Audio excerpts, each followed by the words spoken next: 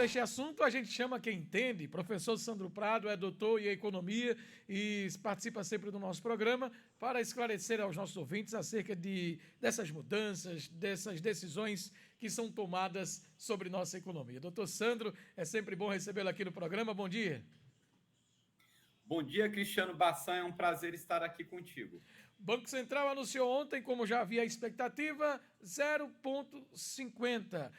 O que é que isso representa, professor, mais essa redução? Cristiano, só para a gente contextualizar, assim, eu acho que é importante a gente falar um pouquinho para quem ainda não está muito familiarizado com essa questão da Selic, alguns detalhes, né? É o seguinte, nós temos o Banco Central, dentro do Banco Central existe um Comitê de Política Econômica, que é o Copom. Esse comitê ele é formado por 9 pessoas, sendo 8 diretores e o presidente, e todos esses com direito a voto. Então, todos eles votam para dizer se a taxa de juros Selic ela vai aumentar, vai continuar constante ou se ela vai ter uma redução, né? E aí esse comitê ele se reúne 8 vezes ao ano. Então, de 45 em 45 dias aproximadamente, nós temos reunião do Copom. Então, só para que o nosso ouvinte fique minimamente já antenado, como nós estamos tendo agora em setembro, nós não teremos em outubro, teremos logo no mês de novembro uma nova reunião logo no início do mês, e que vai definir novamente sobre a taxa de juros. O que acontece é que, quando há uma definição da taxa de juros subir, é um indício de que o Copom não está confiando no controle da inflação. Ele está com dúvidas sobre se a inflação está para subir, e aí ele pode aumentar a taxa de juros. Quando ele permanece constante, ele está com essa dúvida, mas ainda não está, digamos assim, com um pensamento negativo sobre a inflação. Quando a gente se depara com o Copom reduzindo a taxa de juros, é que ele está confiante com a inflação do país. E por que veio essa confiança? E por que nós já estamos na segunda reunião seguida com queda na taxa de juros? Óbvio, essa taxa de juros ela não pode ter uma redução abrupta, né? O mais importante para a economia não é o valor que ela reduz, mas sim um indicativo de que ela está reduzindo e continuará em redução. Então, nós temos mais 2 reuniões esse ano, uma começo do mês de novembro e uma na segunda quinzena de dezembro, e também a expectativa de que nós tenhamos novas quedas na Selic. E isso, obviamente, aí sim se torna muito importante, porque hoje a nossa taxa de juros ela tem um papel de uma taxa de juros restritiva. O que significa isso? Ela é utilizada para combater uma inflação de demanda que é quase inexistente no país, já que a nossa inflação é muito mais uma inflação baseada em custos. É uma leitura equivocada dizer que os preços estão subindo porque as pessoas estão comprando muito, já que há uma demanda reprimida em muitos setores. Haja vista, por exemplo, agora a redução do preço da carne bovina. A carne bovina ela teve uma redução acentuada nesse ano de 2023 e, mesmo assim, o consumo não disparou, porque o brasileiro ele está sem dinheiro para poder comprar muita coisa e já substituiu aí por ovos, por carne de frango, e está voltando ao consumo da carne, mas não com aquela loucura que poderia se imaginar se todo mundo tivesse com muito dinheiro. Então, como nós estamos com essa taxa de juros restritiva, ela faz com que a economia não cresça ou cresça menos do que se espera.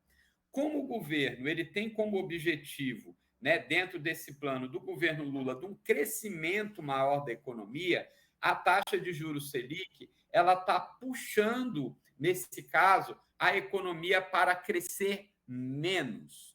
Mas, como a gente pode observar, até o próprio mercado, que ele é sempre bastante assim, um pouco pessimista em relação a isso, todos os índices, todos os parâmetros colocam a inflação brasileira no ano de 2023 que ela deve ficar abaixo dos 5%, ou seja, muito próximo do teto da meta, ou seja, nós estamos bem com a meta de inflação, não há nada que faça, poxa, a inflação brasileira vai sair aí da meta dessas duas bandas, né, que, como foi colocado, nós temos a meta, o centro da meta é uma meta muito pequena, muito baixa, uma inflação que não é utópica para o ano de 2023, que seria de 3,5%.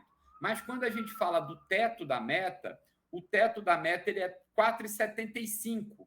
E nós estamos aí muito próximo esse ano de fechar a inflação aí entre 4,6%, no máximo 4,9%. Ou seja, estamos bem, estamos na meta, podemos esperar novas reduções da taxa de juros Selic, e aí ela tem um efeito muito bacana para todas as pessoas. Por quê? Quando nós, por exemplo, buscamos crédito, seja no cheque especial, seja no cartão de crédito, seja num crediário, tudo isso é ligado à taxa de juros Selic.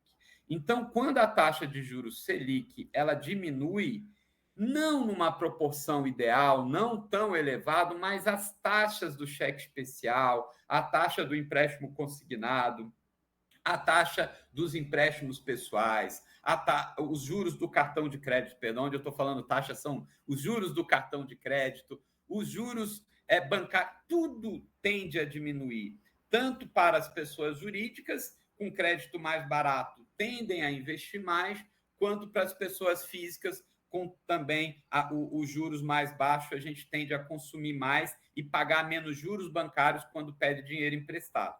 Então, assim, não estamos com uma taxa de juros ideal, ela está muito, muito, muito alta, porque para a gente ver a taxa de juros real, a gente tem que pegar a inflação e descontar da taxa de juros, ou seja, se a gente está com a inflação de 5% e a taxa de juros está aí a 12,75%, nós estamos falando nada mais, nada menos de uma taxa de juros de 7,75% ao ano, o que coloca como uma das maiores taxas do mundo. Mas o importante, e a notícia é muito boa e é para ser comemorado pelos brasileiros, é que a taxa está caindo com tendência à queda. Então, essa queda de 0,5% ela é simbólica, né? Não é a taxa ainda ideal que nós estamos. Esse ano nós deveremos ter mais 2 quedas e fechar o ano, quem sabe, aí a 11,25, 11,5, se o Banco Central for mais, digamos assim,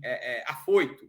Mas a taxa esperada aí é 11,75. Até porque nós estamos ainda com o Banco Central, que tem 7 componentes escolhidos por governos anteriores e 2 escolhidos pelo presidente Lula. Apenas no dia 31 de dezembro que entrarão novos membros no Copom escolhidos pelo atual governo. Então, até lá, nessas 2 reuniões, ainda com esse conservadorismo do Banco Central, né, a realidade mesmo é a gente esperar até o final do ano mais 2 quedas, também de 0,5%, que obviamente ainda continua brecando a economia, ainda é uma política monetária extremamente restritiva, mas estamos caminhando aí para um ano de 2024 bem melhor na economia, já que quando a gente olha para a economia, para a maioria das variáveis, dos agregados macroeconômicos, esse ano de 2023 já está sendo muito melhor do que os 4 últimos anos do governo Bolsonaro.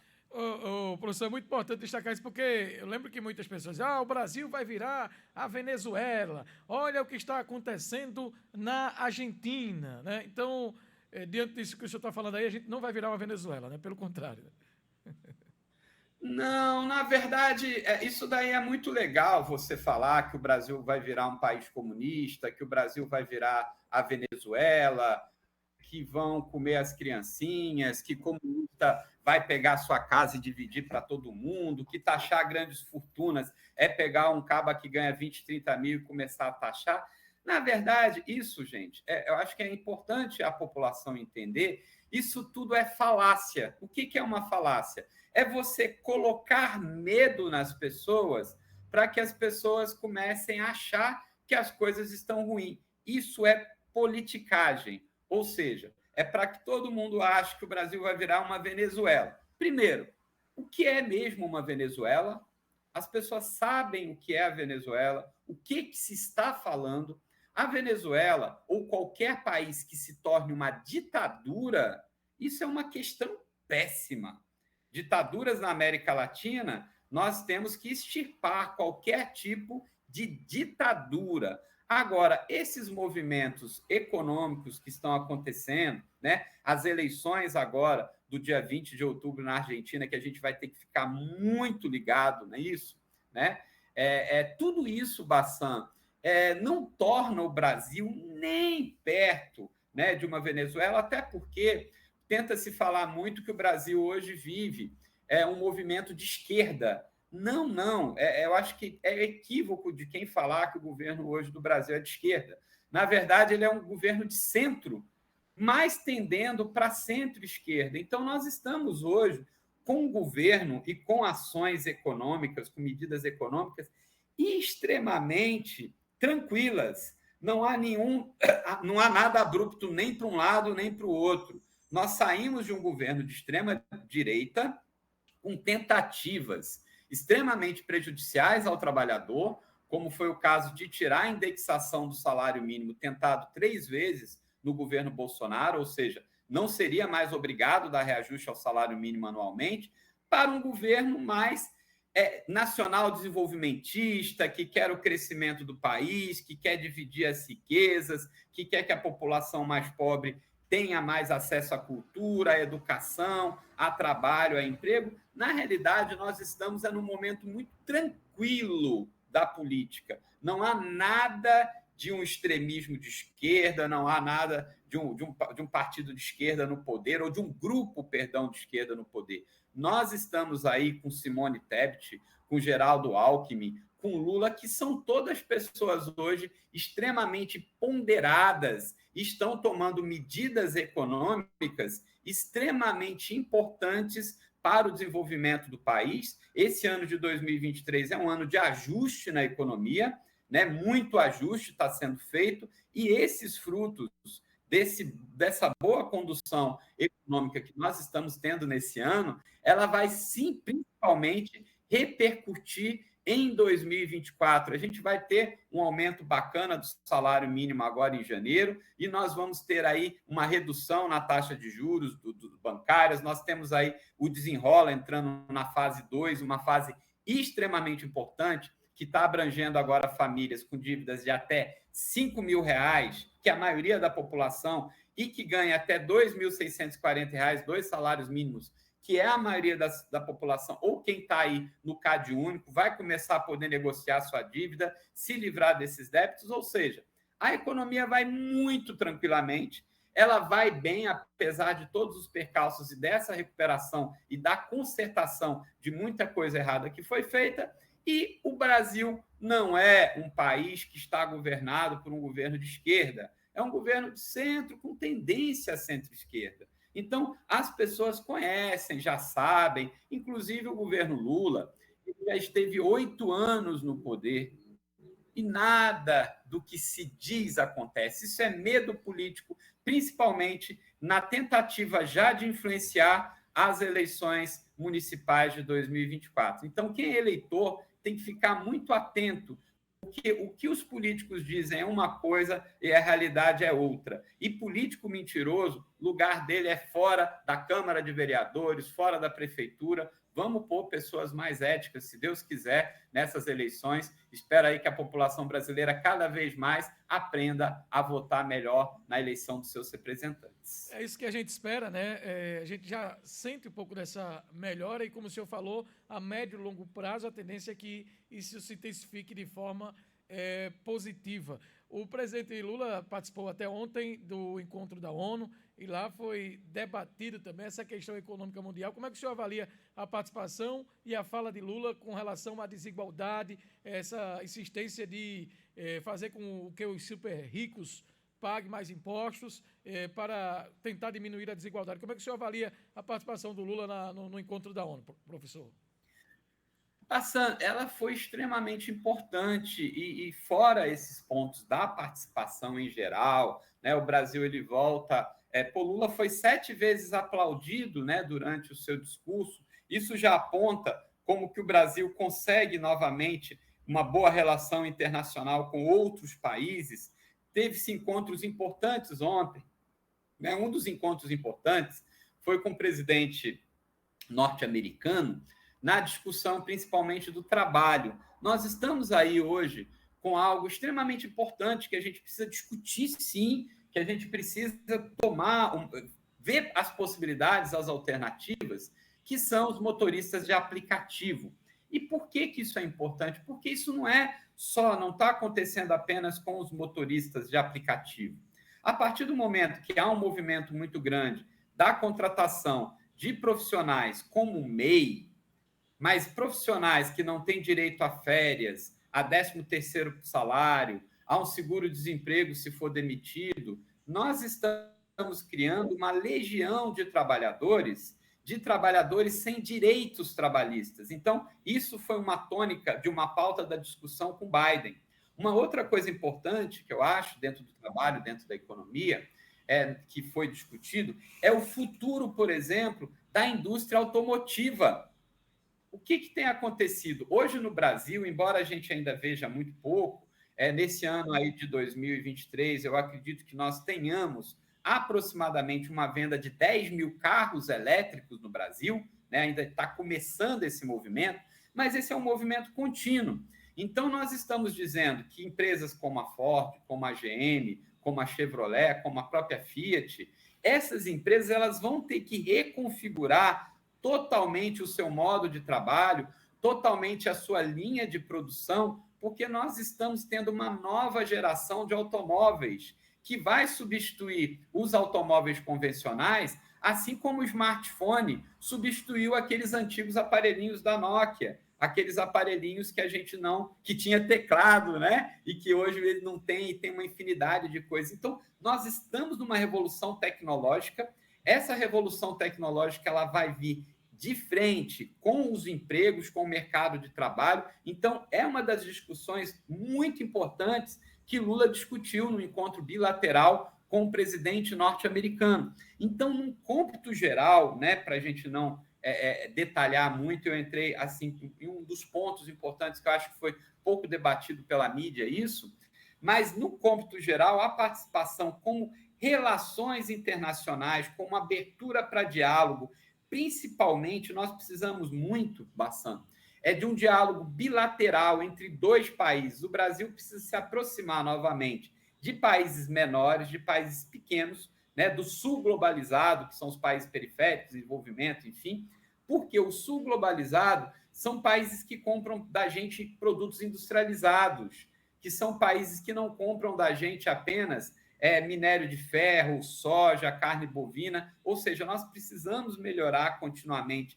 a nossa pauta de exportação, crescer a nossa indústria para que o nosso consumo interno ele aumente. Na realidade, um bom governante, um bom gestor da economia, ele não só precisa se preocupar com números, mas com a qualidade de vida da população. Se a população está vivendo bem, está tendo dinheiro para comer, está tendo dinheiro para lazer, está tendo dinheiro para pagar o aluguel, para pôr os filhos na escola, isso é um bom presidente, ou isso é um bom prefeito, isso é um bom governador. Caso contrário, não adianta mostrar números se a vida da população não melhora. Então, eu acho que é isso.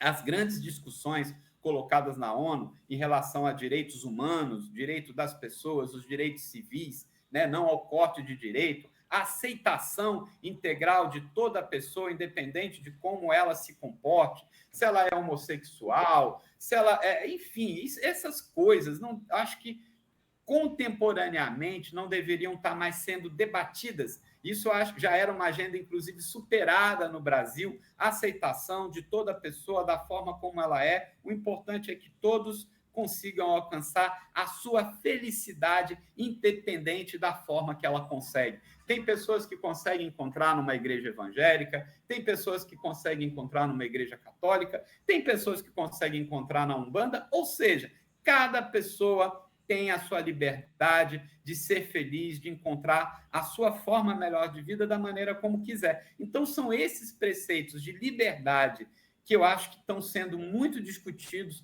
e que foram colocados muito forte dentro dos direitos humanos. E, para encerrar, dentro da parte ambiental, foi rediscutida e redefinida principalmente as áreas dos povos originários. Eu acho que isso é um debate muito importante, principalmente da população indígena. Ou seja, quando a gente fala da proteção da área indígena, nós estamos falando da proteção do meio ambiente. Por quê? Porque os índios não destroem a natureza, eles conservam. Eles vivem muito mais da subsistência num convívio pacífico com a natureza, e nós não podemos deixar, né, essa nossa geração que está aí destruir o nosso país, até porque isso causa muitos problemas, como nós estamos tendo aí problemas climáticos, problemas aí da invasão cada vez maior do mar sobre a área costeira pernambucana. Enfim, eu achei a participação de Lula extremamente importante, e eu acho que foi justamente aí um giro, uma mudança de enxergarem o Brasil como pária internacional, coisa que foi muito bem feita pelo governo Bolsonaro, ou seja, todo mundo olhava para o Brasil com estranheza, que país e que bicho doido da bexiga, e agora a volta de um presidente normal, um presidente que tem boas relações institucionais com todas as instituições e boas relações internacionais com todos os países, que conversa com o presidente russo, ao mesmo tempo que conversa com o presidente Zelensky, que foi também um bate-papo ontem que o Lula teve com o presidente da Ucrânia, e a gente sabe, os dois países estão em conflitos, que também era algo que nós não imaginávamos que ainda fosse acontecer em pleno década de 20, né, desse nosso século.